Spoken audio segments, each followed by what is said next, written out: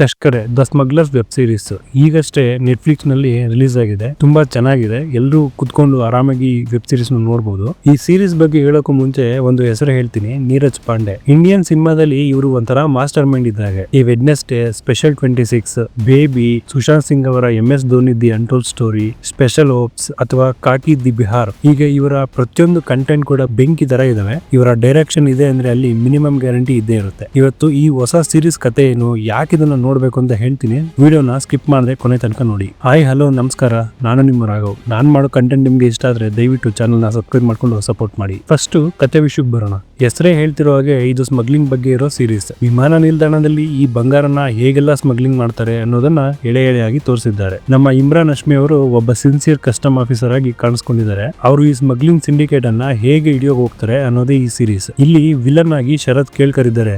ಇವರು ಸ್ಕ್ರೀನ್ ಮೇಲೆ ಬಂದ್ರೆ ಸಾಕು ಒಂಥರ ಕದರ್ ಇರುತ್ತೆ. ಏರ್ಪೋರ್ಟ್ ಒಳಗೆ ನಡೆಯೋ ಪಾಲಿಟಿಕ್ಸ್, ಆ ಸ್ಮಗ್ಲಿಂಗ್ ನೆಟ್ವರ್ಕ್ ನೋಡ್ತಾ ಇದ್ರೆ ನಮ್ಗೆ ಶಾಕ್ ಆಗುತ್ತೆ. ಅಯ್ಯೋ, ಹಿಂಗೂ ಸ್ಮಗ್ಲಿಂಗ್ ಮಾಡ್ತಾರ ಅಂತ ಅನ್ಸಿದ್ರೆ ತಪ್ಪಾಗಲ್ಲ. ಯಾಕೆ ಈ ವೆಬ್ ಸೀರೀಸ್ ನ ನೀವು ಮಿಸ್ ಮಾಡಬಾರ್ದು ಅಂತ ಹೇಳ್ತೀನಿ. ಮೊದಲನೇದು ನೀರಜ್ ಪಾಂಡೆ. ಇವರು ಒಂದು ಸಾದಾ ಕತೆನ ಎಷ್ಟು ಎಂಗೇಜಿಂಗ್ ಆಗಿ ಹೇಳ್ತಾರೆ ಅಂದ್ರೆ ನೀವು ಮೊಬೈಲ್ ಪಕ್ಕಕ್ಕಿಡೋಕೆ ಆಗಲ್ಲ. ಪ್ರತಿಯೊಂದು ಎಪಿಸೋಡ್ ಮುಗಿಯೋವರೆಗೂ ನೆಕ್ಸ್ಟ್ ಏನಾಗುತ್ತೆ ಅಂತ ಹೇಳಿ ನೀವು ಕ್ಯೂರಿಯಾಸಿಟಿಯಿಂದ ಕಾಯ್ತಾ ಇರ್ತೀರ. ಇಮ್ರಾನ್ ಹಶ್ಮಿ ಅವರು ಬರೀ ಕಿಸ್ ಮಾಡೋಕೆ ಮಾತ್ರ ಲಾಯಕು ಅನ್ನೋ ಕಾಲ ಹೋಯ್ತು. ಇತ್ತೀಚೆಗೆ ಒಳ್ಳೊಳ್ಳೆ ಸಬ್ಜೆಕ್ಟ್ ತಗೋತಿದ್ದಾರೆ. ಅವರು ಸೀರಿಯಸ್ ಲುಕ್ ಸಖತ್ ವರ್ಕ್ ಆಗಿದೆ. ಇನ್ನು ನಮ್ಮ ಶರತ್ ಕೇಳ್ಕರ್, ಆ ಮನುಷ್ಯನ ವಾಯ್ಸ್ ಮತ್ತು ಪರ್ಸನಾಲಿಟಿನೇ ಒಂದು ಪ್ಲಸ್ ಪಾಯಿಂಟ್ ಈ ವೆಬ್ ಸೀರೀಸ್ ನಲ್ಲಿ. ಇಲ್ಲಿ ಅನ್ವಾಂಟೆಡ್ ಹಾಗೆ ಇಲ್ಲಾಜಿಕಲ್ ಫೈಟ್ ಸೀನ್ಸ್ ಯಾವ್ದು ಇಲ್ಲ, ಎಲ್ಲವೂ ರಿಯಲಿಸ್ಟಿಕ್ ಆಗಿದೆ ಅಂತ ಅನ್ಸುತ್ತೆ. ಸ್ಮಗ್ಲಿಂಗ್ ಹೇಗ್ ಮಾಡ್ತಾರೆ ಅನ್ನೋ ಟೆಕ್ನಿಕಲ್ ವಿಷಯಗಳನ್ನ ತುಂಬಾ ಚೆನ್ನಾಗಿ ರಿಸರ್ಚ್ ಮಾಡಿ ತೋರಿಸಿದ್ದಾರೆ. ನನಗಂತೂ ಇದೊಂಥರ ಸ್ಮಗ್ಲಿಂಗ್ ಟ್ಯೂಷನ್ ಕ್ಲಾಸ್ ತರ ಅನ್ಸ್ತಿತ್ತು. ಇನ್ನೊಂದು ಇಂಪಾರ್ಟೆಂಟ್ ವಿಷಯ ಹೇಳದ್ ಮರ್ತೆ, ಈಗ ಬರ್ತಾ ಇರೋ ವೆಬ್ ಸೀರೀಸ್ ಎಲ್ಲ ಆಲ್ಮೋಸ್ಟ್ ಬೋಲ್ಡ್ ಸೀನ್ಸ್ ಗಳೇ ಜಾಸ್ತಿ ಇರ್ತವೆ. ಅದನ್ನ ಫ್ಯಾಮಿಲಿ ಜೊತೆ ಕುತ್ಕೊಂಡು ನೋಡೋದಕ್ಕಾಗಲ್ಲ. ಸೊ ಬರೀ ಕೆಟ್ ಮಾತಾಡ್ತಾ ಇರ್ತಾರೆ, ಗಲೀಜ್ ಮಾತಾಡ್ತಾ ಇರ್ತಾರೆ.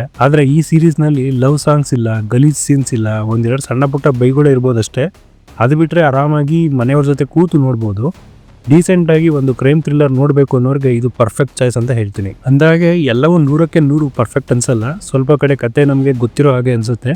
ಇನ್ನು ಶರತ್ ಕೇಳ್ಕರ್ ಅಂತ ನಟನಿಗೆ ಇನ್ನೊಂದು ಸ್ವಲ್ಪ ಜಾಸ್ತಿ ಸ್ಕ್ರೀನ್ ಟೈಮ್ ಕೊಡಬೇಕಿತ್ತು ಅಂತ ಅನ್ಸುತ್ತೆ. ಆದ್ರೆ ಓವರ್ ಆಲ್ ನೋಡಿದ್ರೆ ಇದೊಂದು ಪೈಸಾ ವಸೂಲ್ ಎಂಟರ್ಟೈನರ್. ಒಟ್ಟು ಇದರಲ್ಲಿ 7 ಎಪಿಸೋಡ್ ಇದೆ. ಒಂದೊಂದು 35ರಿಂದ 50 ನಿಮಿಷ ಇದೆ. ನೀವು ಒಂದೇ ಸ್ಟೆಚ್ ಮೇಲೆ ಕುತ್ಕೊಂಡು ನೋಡಿದ್ರೆ ಆರಾಮಾಗಿ ಮುಗಿಸಬಹುದು. ಹಾಗೆ ಇನ್ನೂ ಕೆಲವು ಪಾಯಿಂಟ್ಸ್ ಹೇಳ್ಬೇಕು ಅಂತಂದ್ರೆ, ಈ ಸೀರೀಸ್ ನೋಡ್ತಾ ಇದ್ರೆ ನಮ್ಗೆ ಶಾಕ್ ಆಗುತ್ತೆ. ಬಂಗಾರನ ಬರೀ ಬ್ಯಾಗ್ ನಲ್ಲಿ ಇಟ್ಕೊಂಡು ಬರಲ್ಲ ಗುರು, ಅದನ್ನ ಲಿಕ್ವಿಡ್ ಮಾಡೋದು, ಪೇಸ್ಟ್ ಮಾಡೋದು, ಬಾಡಿ ಒಳಗಡೆ ಇಟ್ಕೊಳ್ಳೋದು, ಹೀಗೆ ಸ್ಮಗ್ಲರ್ಸ್ ಬಳಸೋ ಕ್ರಿಯೇಟಿವ್ ಐಡಿಯಾಗಳನ್ನ ಇಲ್ಲಿ ಸಖತ್ತಾಗಿ ತೋರಿಸಿದ್ದಾರೆ. ಇದು ಬರೀ ಕಥೆ ಅಲ್ಲ, ಸ್ಮಗ್ಲಿಂಗ್ ಲೋಕದ ಒಳ ಹರಿವನ್ನ ಬಿಚ್ಚಿಡೋ ಕನ್ನಡಿ. ಕ್ಯಾರೆಕ್ಟರ್ ಬಿಲ್ಡಪ್ ಚೆನ್ನಾಗಿ ಮಾಡಿದ್ದಾರೆ. ಅಂದ್ರೆ ಇಲ್ಲಿ ಬರೀ ಹೀರೋ ಅಥವಾ ವಿಲನ್ ಅಂತಲ್ಲ, ಪ್ರತಿಯೊಂದು ಚಿಕ್ಕ ಕ್ಯಾರೆಕ್ಟರ್ಗೂ ಒಂದು ತೂಕ ಕೊಟ್ಟಿದ್ದಾರೆ. ಒಬ್ಬೊಬ್ಬರ ಎಂಟ್ರಿ ಮತ್ತೆ ಅವರ ಬ್ಯಾಕ್ ಸ್ಟೋರಿ ಎಷ್ಟು ಚೆನ್ನಾಗಿ ಅಂದ್ರೆ ಆ ಕ್ಯಾರೆಕ್ಟರ್ಗಳು ನಮ್ಮ ಮನಸ್ಸಿನಲ್ಲಿ ಉಳ್ಕೊಳ್ತವೆ. ಕ್ಲೈಮ್ಯಾಕ್ಸ್ ಬರೋ ಅಷ್ಟರಲ್ಲಿ ಕೆಲವು ಪಾತ್ರಗಳು ನಮಗೆ ಶಾಕ್ ಕೊಡೋದೊಂದು ಗ್ಯಾರಂಟಿ. ನಾವು ಮನಿ ಹೈಸ್ಟ್ ತರದ ಸರಣಿಗಳಲ್ಲಿ ಕಳ್ಳರ್ನ ಹೀರೋಗಳ ತರ ನೋಡಿರ್ತೀವಿ. ಆದ್ರೆ ಇಲ್ಲಿ ನೀರಜ್ ಪಾಂಡೆ ಅವರು ದೇಶದ ಕಾನೂನು ಕಾಪಾಡೋ, ದೇಶಕ್ಕೆ ಬರಬೇಕಾದ ಟ್ಯಾಕ್ಸ್ ಕಳ್ಳತನ ಆಗದ ಹಾಗೆ ತಡೆಯೋ ನಿಜವಾದ ಹೀರೋಗಳನ್ನ, ಅಂದ್ರೆ ಕಸ್ಟಮ್ ಆಫೀಸರ್ಸ್ ನ ಹೈಲೈಟ್ ಮಾಡಿದ್ದಾರೆ. ಇನ್ನು BGM ಮತ್ತೆ ಮೇಕಿಂಗ್ ಬಗ್ಗೆ ಮಾತಾಡೋದಾದ್ರೆ,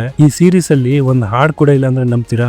ಹೌದು. ಆದ್ರೂ ಎಲ್ಲೂ ಬೇಜಾರಾಗಲ್ಲ. ಆ ಬ್ಯಾಕ್ ಗ್ರೌಂಡ್ ಮ್ಯೂಸಿಕ್ ನಮ್ಮನ್ನ ಸೀಟ್ ನಲ್ಲಿ ಕೂರಿಸುತ್ತೆ. ಏರ್ಪೋರ್ಟ್ ನ ಆ ಚೇಸಿಂಗ್ ಸೀನ್ ಗಳು ಮತ್ತೆ ರಿಯಲಿಸ್ಟಿಕ್ ಲೊಕೇಶನ್ ಗಳು ಈ ಸೀರೀಸ್ ಗೆ ಒಂಥರ ಮೆರುಗು ಕೊಟ್ಟಿದ್ದಾವೆ. ಸೊ ಫ್ರೆಂಡ್ಸ್, ನೀವು ಇನ್ನೂ ತಸ್ಕರಿ ನೋಡಿಲ್ಲ ಅಂದ್ರೆ ಇವತ್ತೇ ನೆಟ್ಫ್ಲಿಕ್ಸ್ ಓಪನ್ ಮಾಡಿ ನೋಡಿ. ಆದ್ಮೇಲೆ ನಿಮ್ಗೆ ಹೇಗೆ ಅನಿಸ್ತು ಅಂತ ಕೆಳಗಡೆ ಕಮೆಂಟ್ ಮಾಡಿ. ನಿಮ್ಗೆ ಈ ರಿವ್ಯೂ ಇಷ್ಟ ಆಗಿದ್ರೆ ಲೈಕ್ ಮಾಡಿ. ಹಾಗೆ ನಮ್ಮ ರಾಘವ್ ಸಿನಿಟಾಕ್ಸ್ ಗೆ ಸಬ್ಸ್ಕ್ರೈಬ್ ಆಗೋದನ್ನ ಮಾತ್ರ ಮರಿಬೇಡಿ. ಧನ್ಯವಾದ. ಮುಂದಿನ ವಿಡಿಯೋದಲ್ಲಿ ಸಿಗೋಣ.